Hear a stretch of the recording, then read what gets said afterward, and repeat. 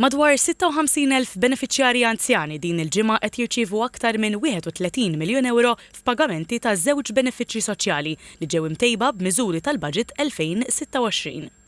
Din il-ġimgħa fil-fatt ħajkonna ħlas ta' żewġ biex ngħidlek benefiċċji, wieħed il-bonus li introduċa dan il-Gvern fl-2015 u li żiedu għal darba tnejn tlieta għal dawk il-persuni li ma kellhomx biżżejjed bolhom imħallsin u sew ukoll ħanħallsu benefiċċju ieħor jew għotja oħra lil dawk il-persuni li jaqbżu l-età ta' 75 jew jaqbżu l-età ta' 80 imma għadhom jgħixu fil-komunità.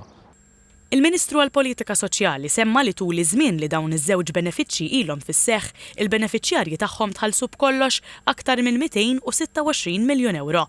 Intqal li ż-żieda fir-rati tal-għotja għall-anzjani hija ta' 75 euro u issa tlaħħaq 425 euro fis-sena għal persuni fl-età ta' bejn il-75 u d-79 sena u ta' 525 euro fis-sena għal dawk fl-età ta' 80 sena jew aktar. B'kollox qed jibbenefikaw 42,892 persuna li jgħixu fi djarhom jew mal-qraba jew qed iħallsu minn butom biex jgħixu fi djar privati tal-kura.